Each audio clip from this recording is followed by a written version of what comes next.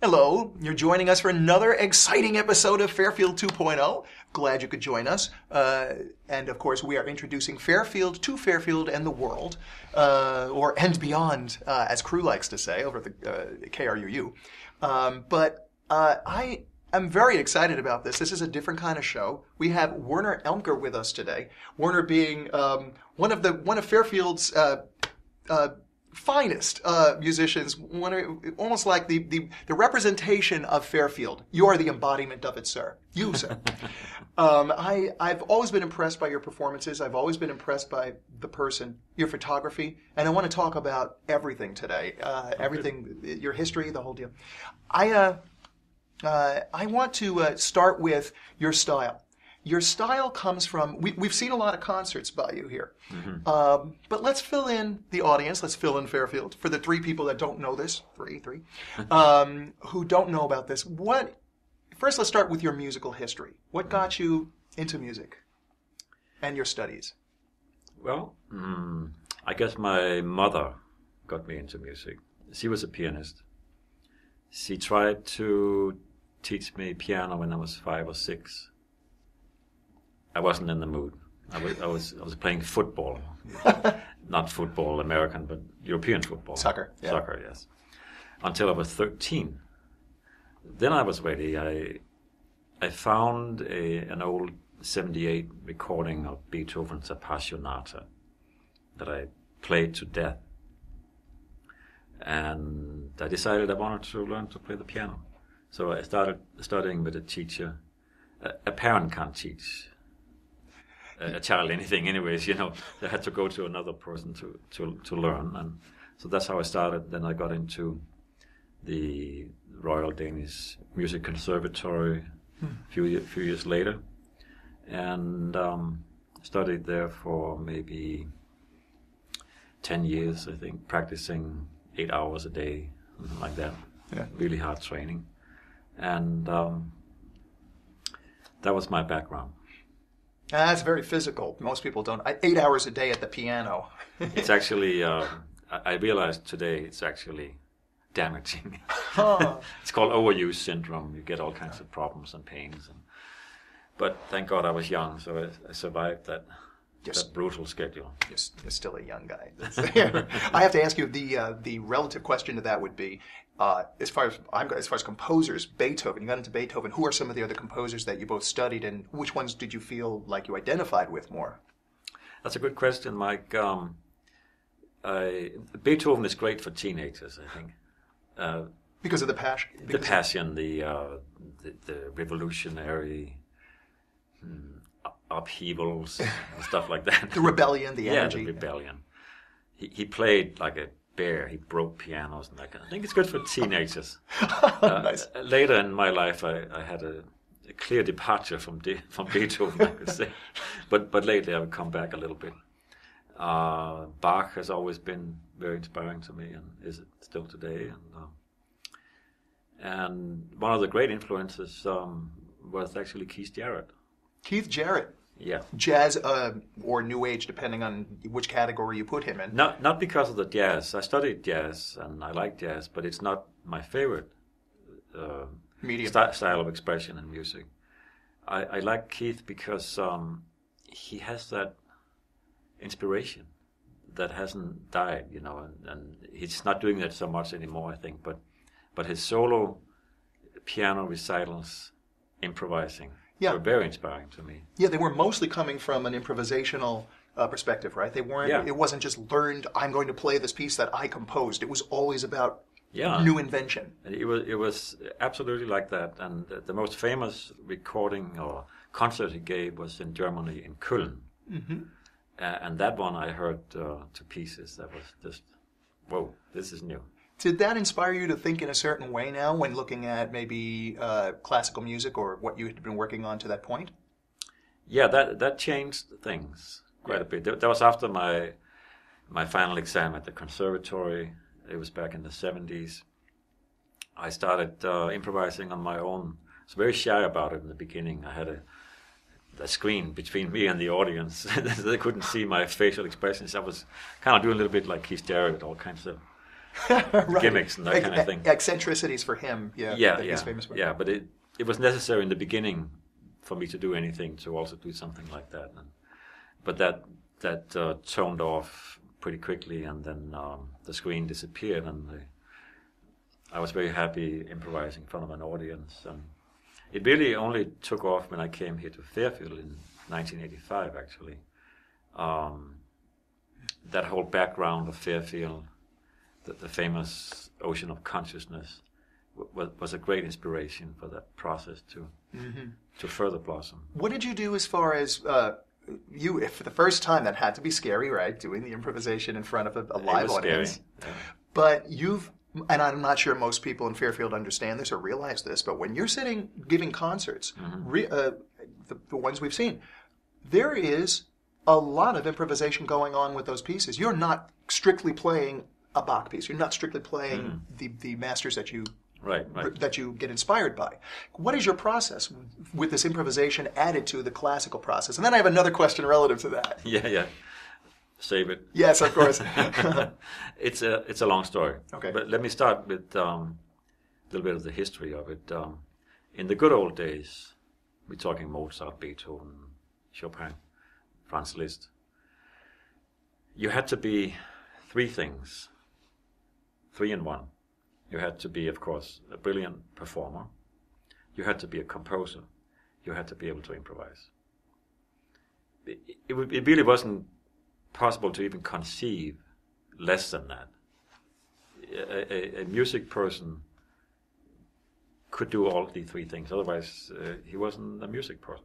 Mm-hmm. Okay, so that's the tradition we call the classical tradition. In those days, that music was kind of avant-garde and cool and hip and that kind of thing. Now we call it classical because it's old. Mm-hmm. But in those days, it was very... the music of its time. It was daring, yeah. It was music of the time. One of the styles of music. There was also folk music, of course, and other styles of music. But this was an important style of music for certain people in certain circles of society. And I think most people don't realize the concept of, as you said before, one of those 3 elements has to be the ability to improvise. Yes. Whereas students these days learn a piece, they'll learn it from the book, and they keep it how they learned it, regimented by the book. Mm-hmm. You don't really see that emphasized too much, the going out and improvising based on a piece they've learned by one of the masters. No, that tradition has unfortunately gotten lost, more or less. There's still a little bit in classical organ training, because in churches, the organists are expected to do a little bit of preluding and improvising, connecting things, and so there's a little bit of improvising and of improvisational training. Organ, of course, not being a stranger to your bag of tricks. This is one of my instruments also, yes. Yeah. But anyways, so over time, the for various reasons that we can get into later, the tradition of improvising has more or less disappeared in the classical arena. And I think that's a shame. But an artist like you comes into the mix, and you understand the concept, and you're bringing those pieces through your performances into more of an improvisation than most people are thinking. Yeah. So that what do you feel is the relationship between? What do you think is the interaction? What's going on when you're taking a piece that people may be familiar with, and you're adding Werner Elmker's view of this, your own improvisation, still loosely based on what the original composition was written out as. Yeah. What is going on there? Like, there's something going on for me. I'll just throw this out there. I believe that there's something going on when somebody enters the improvisation world. There is an interaction between the audience and the artist that's different than when you're just sight reading or just they're playing an original song. There's something else going on here. Can you describe that? Because I can't. It's very simple, Mike. It's called creativity. Oh, that? Imagine if, and this is actually happening most of the time in classical music, if you just read some strange black symbols on white paper all your life, you're just trying your best to read those notes and play them as well as you think they're supposed to be played, right? that's not very creative. Right. That's kind of it's more like a reproduction or a copying of something. In my opinion, there has to be an element of creativity for art to be creative, and to sound interesting and spontaneous and relevant to the audience. Right. There has to be that element of self-expression. Now, earlier, you know what, I can identify totally with this. When I did this earlier, I said singer-songwriter or whatever, however I referred to it as before, singing a song. It wasn't to be any way derogatory towards that realm, but there is something where the audience is relating to different things. They're relating to maybe the person, they're relating to the lyrics, and to whatever degree maybe where the melody is taking them. And there's the interaction that of course, there's an interaction between the audience and the artist through that. It's the feeding the energy and the energy coming back and all that. But really what I was saying is that the difference with improvisation is the scariness of it. It's the anything goes, this could go anywhere. And I think that causes an excitement also in the audience that's different than the other performances. Yes, and modern recording technology, which I love and admire for many reasons, has had one really bad side effect, and that is killing the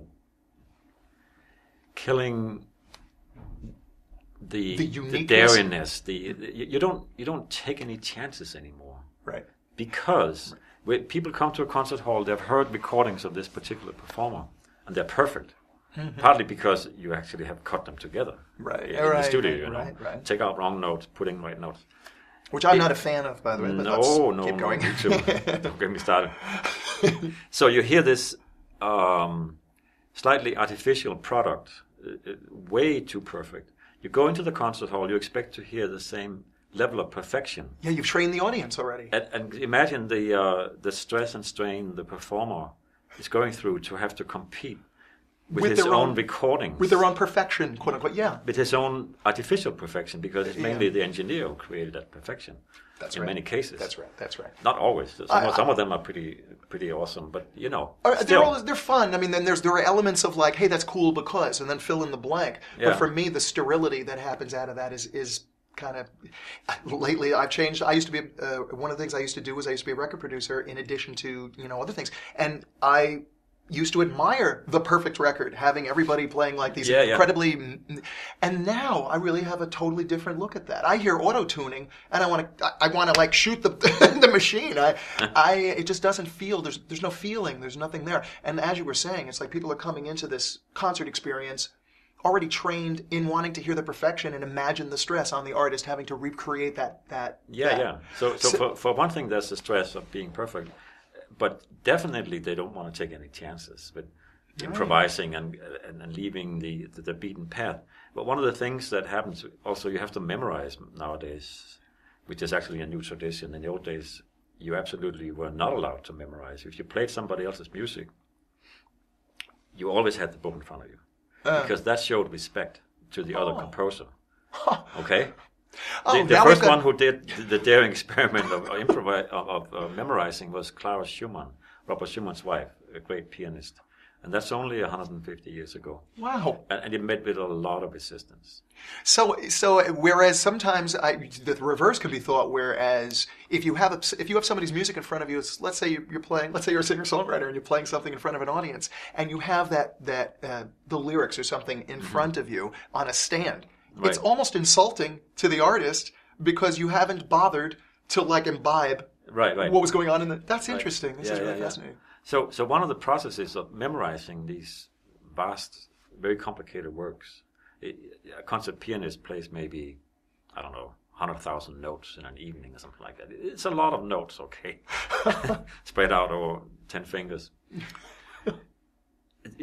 One of the ways you can memorize, you have to do it in order to memorize the music, is you have to have a body memory. You have to have some kind of a fairly fixed habit in the physiology in order to play all these notes. If you start breaking away from that, it gets very insecure. And that's another reason why things have gotten kind of frozen. Because you have a memorizer, you have to have the locked down body memory. And because you don't want to take any chances, you want to make any mistakes in front of an audience. Right. Everything has become very crystallized and kind of uniform. Yeah. And All right. I don't like it. As opposed to, now Fairfield is not used to this, but we're going to do something special for this show, Werner. We're going to be playing 4 individual clips from a concert that you performed for Fairfield 2.0 at the Sondheim, specifically for this show, which was a wonderful day, and I really appreciate the energy you put into that. It was beautiful, just sitting back and kind of, transcending basically on your music. You know what? Let's do this. Let's play. You have 4 pieces. Let's play the first piece, and then let's come back and talk about that. But shall we unleash the first piece on Fairfield? Let me just clarify that these 4 pieces are all individual compositions, improvisations. They're not based on any particular theme, neither popular or classical. This is my own style. These are originals in the most original sense. Right. Okay, let's take a look at the first piece, and then we'll come back and we'll talk a little bit about it. Here we go, Fairfield.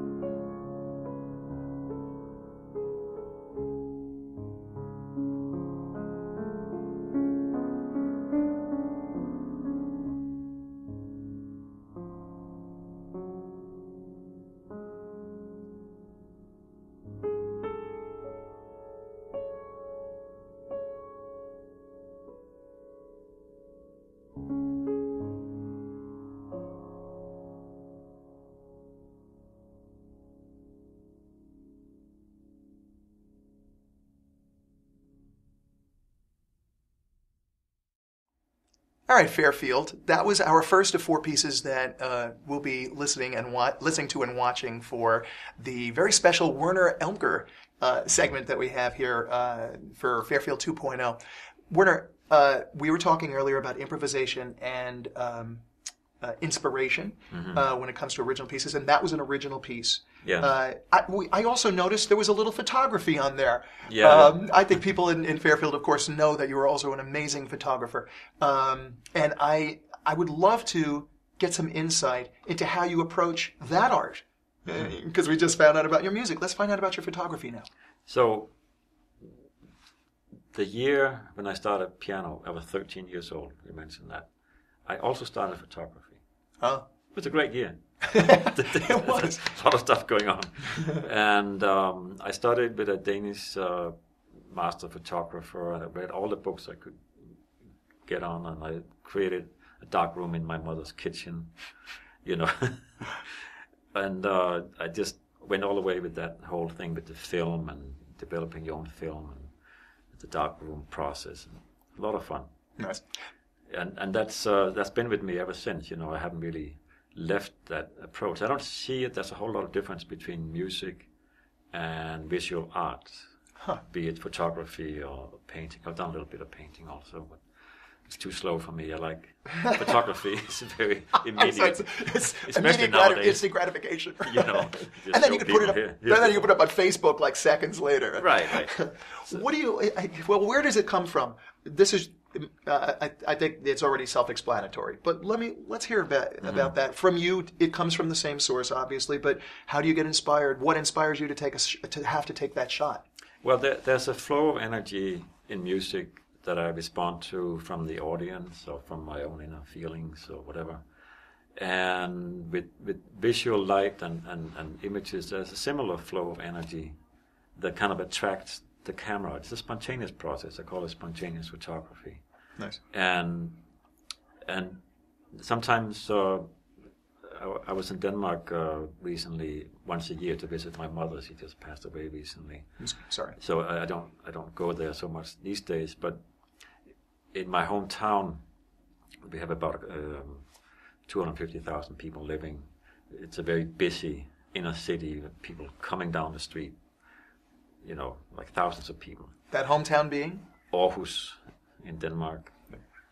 And sometimes when I had my camera there, walking amongst all these people, I would feel in the zone, you know, everything was just suddenly clicking, and it was like a dance.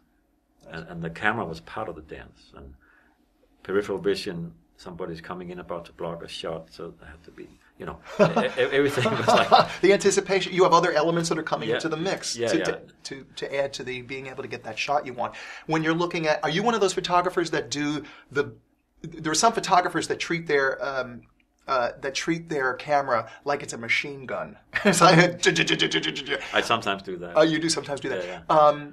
I find it's hard for me because I'm like, when I take a shot, I'm kind of like, okay, there's the shot. When the moment happens, it's like, okay, there. But sometimes the camera can't catch up with the moment because of the physical, the limitations of the gadget. Yeah. So there's almost this intuition. There's almost this sort of precursor of needing to be able to like take the shot because you could see it lining up. It's here it comes, and then you know you have to hit the button now in order to get the thing that will move into the frame. Yeah. Is there a lot of that happens too? That is exactly what is happening. Okay. And that's how I like to do photography. I'm not so much in favor of post photos and hold the smile. It Say doesn't work cheese. For me. I can do it, but when I do a wedding shoot, of course I have to do it. But that's not really my main interest. Right. And even with post photos, I try to do it more spontaneously. Right. Because we don't want to see people looking very stiff and like deer in the headlights. You're seeing the stress as they're like trying to hold their body is like just. I hate to be on the other side of the camera, by the way. Yeah. It's not my favorite place to be, but you know, so I understand what people are going through. Right. What do you do as far as your, what do you do as far as your taste in what you're choosing to take photos of? That there's an element of that too. It isn't just, I feel the inspiration. You go to the camera, but there may not be anything there. How do you That's a very good question. equalize the two? Very good question, Mike. There has to be a design of some sort, either a design of light or design of a person's expression or energy or clothing. It can't just be flat and uninspiring. Then the camera does not get attracted to it. It doesn't get somehow in the mood to take that picture. It's almost like the camera is leading the way. It's not so much an intellectual process. Nice. Just like when I improvise, it's maybe the fingers or the piano or the audience, and the more the mind is turned off, especially intellectual thinking, the better. And that's exactly the same in spontaneous photography. Yeah. If you can take a break from thinking about things, it's a lot better for being in the moment and being in the zone and all that kind of thing. Nice. Let's take a look at some more some more pictures, because we've hooked them up to the pieces that you played. But let's also, after this, let's get back to talking about some of this music, because I have more questions based on the music and what we had as a conversation earlier. We are talking with Werner Elmker here on Fairfield 2.0. Every once in a while I'll throw out who I am. I'm Mike Ragonia. Hi. And I would love you to take a peek at this next piece, an original by Werner during a concert he put on for you guys, for Fairfield, at the Sondheim for the show. So let's do that, and then let's come back and talk about some music. Okay.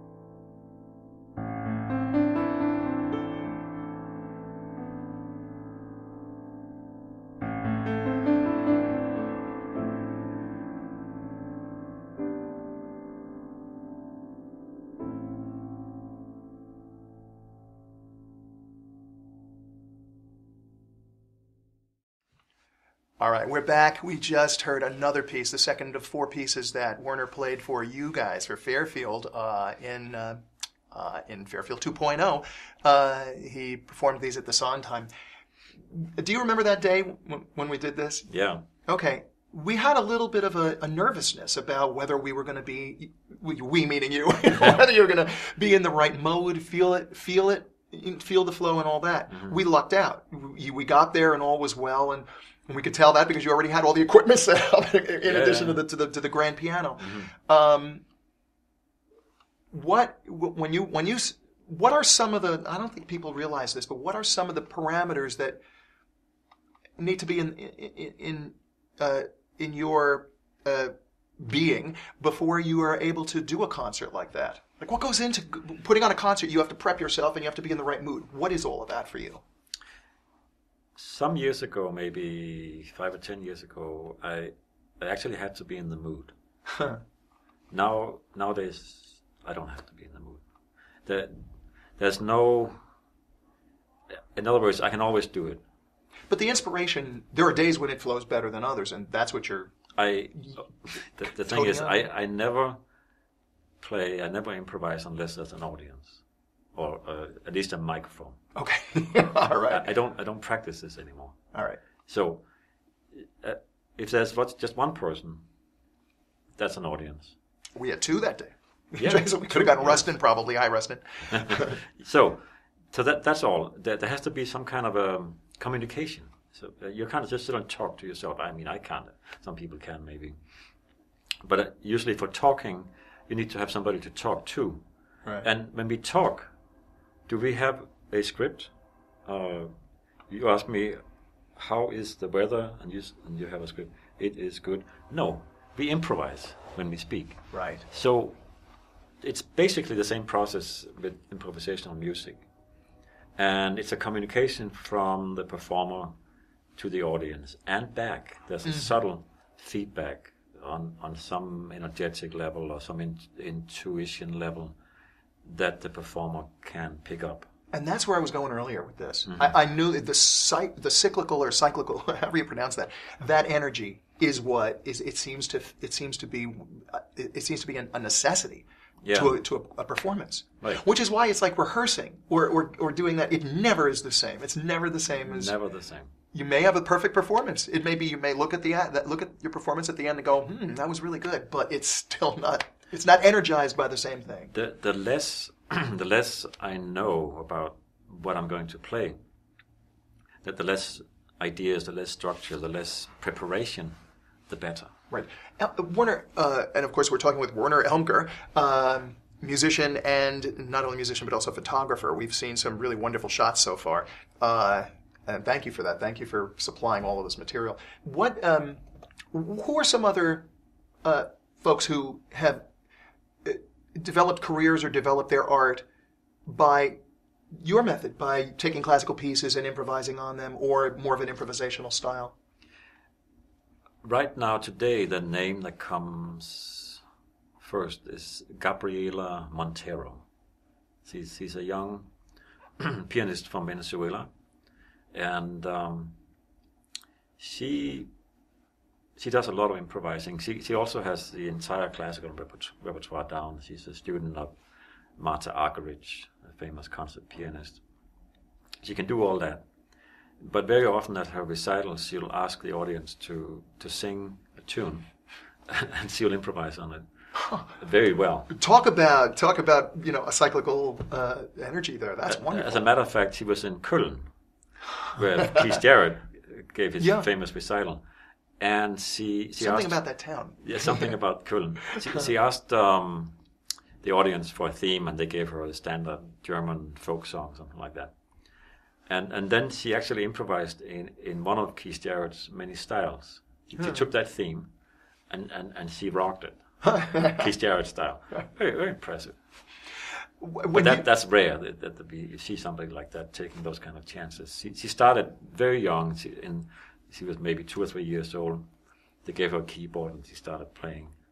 And she never stopped. And she applied, just being natural, she applied all those elements to to her performances, and she was encouraged to go that route. Right. Which is where I'm taking this with you now. You have students, don't you?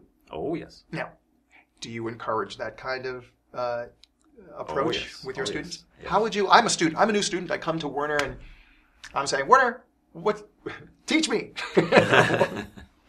Yeah. So I have a balance between regular pieces, classical or pop or movie pieces. Something that the student likes. There has to be something they love. I'm very strong on this point. They have to like the music they play.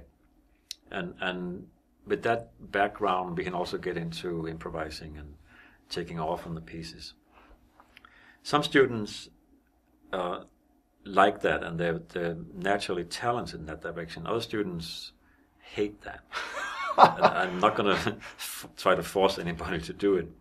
But about 50% of my students are really getting into that. Now, you recognize also with a particularly young student, in a lot of cases, because they've equated having to learn piano with drudgery, you take another approach with that, don't you? Whereas it's like, well, let's have fun on the instrument first, which is another approach. I don't know how many teachers do that.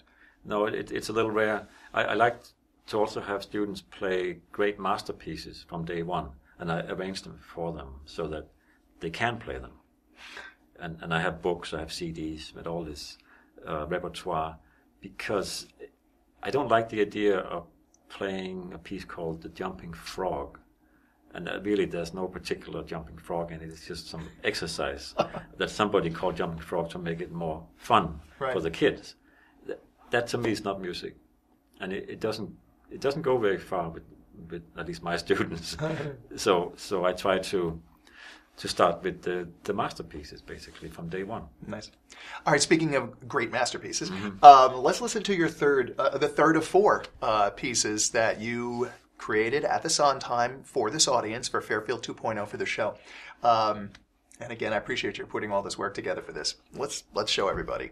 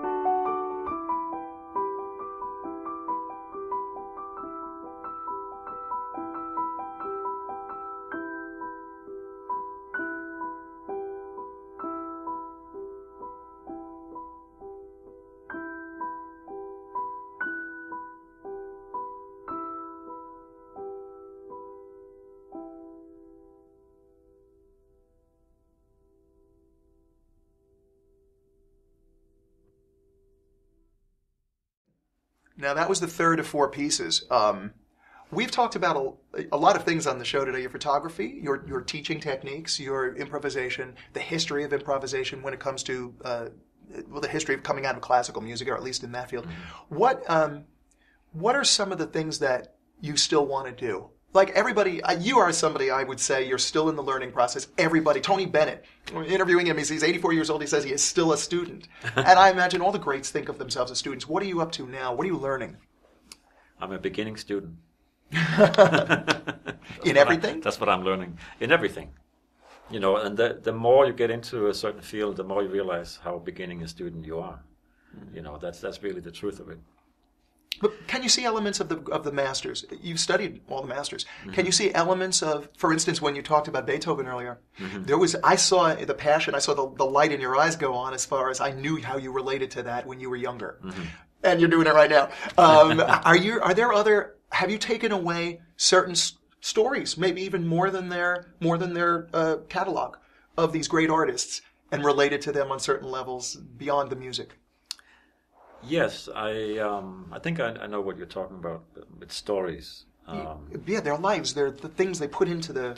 Yeah, it's a very fascinating study, and in recent years I've mainly been interested in the aspect of how they were improvising their music, and hearing accounts of contemporaries describing how that happened. You're mentioning Beethoven. Beethoven was a very famous improviser, much more famous as an improviser than as a composer in his own days. As most people don't know. Most people don't know, right. Exactly. And he would basically bring an audience to tears. He had this enormous energy. He would break pianos, and he would just basically undo the audience right in front of them, and sometimes he would also compete with other composers. He was a very it wasn't maybe the most pleasant personality in the world. There was a string quartet playing a composition of one of his competitor composers, and then it was his turn to play something. So he would snatch the violin part from the string quartet, put it upside down, and then improvise miraculously well, so that the composer basically had to leave the room. Shrunk away. He just left. Just embarrassed. He knew where this was going. he just wonderful. left the hall. Yeah. And so. Well, that's that plays to most artists have a level of, what is it? It's there's sort of. What's the term? Narcissism. You have to have a level of a certain amount of, I guess, for narcissism. Good and bad. For good and bad. And when it's bad, it can be really bad. Mm-hmm. But in this case, it seems like it was more fun and creative. That it turned into that. Another account is of the relationship between Franz Liszt and Frédéric Chopin. And by the way, Chopin was a great improviser, mainly in his own studio. That is how he got his ideas for all his great compositions. And the problem is you cannot notate an improvised piece of music. You simply cannot. Somebody tried, by the way, a Japanese girl tried to notate Keith Jarrett's Köln concert, note by note. Right. And it's amazing that she did it, but you can't really play those notes. You can analyze what it is. Yeah, you can take off from them, but you can't notate an improvisation. So Chopin was trying his best. He was writing down, and he was hopeless. He tore up, did another one, hopeless. And finally he went back to the first version, unfolded the crumpled paper, and used that. The first version was the least bad. And isn't that the case when a lot of people are creating? They so overthink sometimes that the essence of what they started with is... So anyway, he was a great improviser, great composer, but also realized that it's very difficult to notate improvised music. And the relationship between Franz Liszt and Chopin was very interesting. Liszt was also a great improviser and a great technical virtuoso, and he would take a Chopin piece while Chopin was listening to it and embellish it. Put more notes into it, And there's the improv element. How did Chopin react? Chopin respected that. That's what they did. But then he would go and play the same piece a little bit more closely to what he had written, and just to show that the notes that he had written actually, in that sense, were enough, and you didn't need to go into extravagances and that kind of thing. So there was a friendship, rivalship, relationship there going on. But it seemed respectful. Yeah, it seemed like there was a lot of respect there, despite the competition. And every performer had to be ready for the inevitable question from the audience: can you improvise on this and this opera aria that was popular in the day? And they had to be ready to do that on the spot. See, most people don't think about this. They don't think about classical music having been in that element of classical music being and I'm really stretching the definition here, but the jazz of its time. Right. That could be easily said, yes. Interesting. Yeah. Werner, we need like an hour and a half to 2 hour show to really do this perfectly, so I have to invite you back, but this has been really a pleasure for me because it's the whole getting to know you thing, for the amount of time that we put into really making the show right for you, and I so respect your musicianship. And I have one last question for you that I ask all the artists for, like Huffington Post and for Crew and all that, which is, what advice do you have for new artists?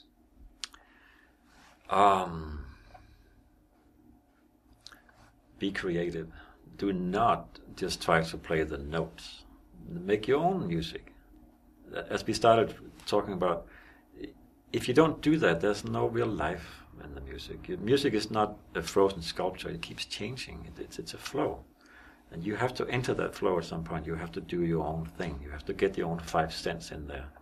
It doesn't have to be a whole lot, but it's important. I want to add something to that, which is I don't think most people understand when old records were made, I believe the 78s, when they were made, they were one-offs. They were one-offs of each and every performance. You did not get a record that was like generically reproduced for everybody. So you got a different performance every time. Right. And it's interesting that the industry that seems to be falling apart the most right now is the pop music industry. The record companies, are falling apart basing their business model on something that stayed.